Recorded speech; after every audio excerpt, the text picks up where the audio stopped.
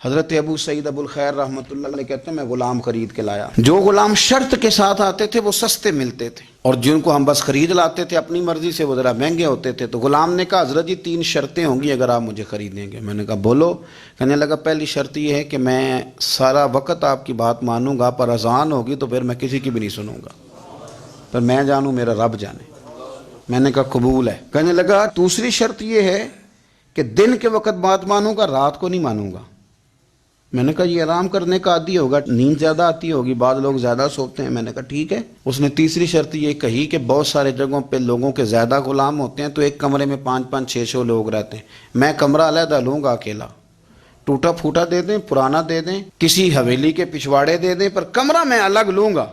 کہتے میں نے کہا یار یہ بھی قبول ہے. میں اسے گھر لے آیا. میرے دل میں تھوڑا تھوڑا کھٹکا تھا کہ یہ کہتا ہے میں وقت پر نماز کے لیے جاؤں گا، کہیں کام چوری نہ کرے، لیکن فرماتے ہیں یہ تو کام دوسروں سے زیادہ کرتا تھا اور توجہ سے کرتا تھا اور ذوق سے کرتا تھا. 2 دنوں کا کام 1 دن میں کر جاتا. فرماتے ہیں ایک رات کسی مجبوری کے لیے مجھے کوئی پیغام آ گیا، کہیں جانا تھا. میں اور میری اہلیہ اٹھے، حویلی کے پیچھے ایک پرانے کمرے میں وہ رہتا تھا. جب ہم اس کے قریب سے گزرے تو اس کے کمرے کی عجیب حالت دیکھی کہ زمین سے آسمان تک نور ہی نور.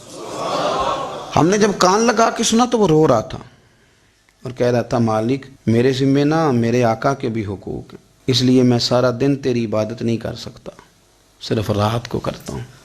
مالک اگر میرے ذمہ تو نے یہ ڈیوٹی نہ رکھی ہوتی تو میں سارا دن بھی تیری بارگاہ میں حاضر رہتا، میں قرآن کی تلاوت کرتا، میں تیرے محبوب پہ درود و سلام پڑھتا، میں یہاں آ جاتا تیری ہی بارگاہ میں، پر میرے حقوق ہیں. اللہ وہ جو دن کی میری غفلتیں ہیں وہ معاف کر دے. حضرت فرماتے ہیں بڑا ذوق بڑا شوق. ہم نے جہاں جانا تھا گئے نہیں، واپس آ گئے. رات ہم نے اس کو مداخلت کرنا اور تکلیف دینا مناسب نہ جانا. صبح کی نماز کے بعد میں نے طلب کیا اور میں نے اسے بلا کر کے کہا کہ میاں تو آج کے بعد آزاد ہے، ہماری کوئی ذمہ داری تیرے اوپر نہیں، تو سارا دن قرآن شریف پڑھ، درود پاک پڑھ، اپنی مرضی سے چل. کہنے لگا کیوں؟ جلال میں غصے میں بات کرنے لگا. کیا مطلب ہے آپ کا؟ میں محنت کروں گا، کام کروں گا، یہ آپ کیا کہہ رہے ہیں؟ تو فرماتے ہیں میں نے اس سے کہا کہ رات نہ ہم نے تیرا منظر دیکھ لیا، تیری دعائیں تیری التجائیں، رب کے ساتھ تیرے رشتہ ہم مطلع ہو گئے. کہتے ہیں ہم نے یہ کہا تو اس نے آسمان کی طرف دیکھا، پھر نظر جھکائی. کہنے لگا مالک تو نے تو راز ہی کھول دیا.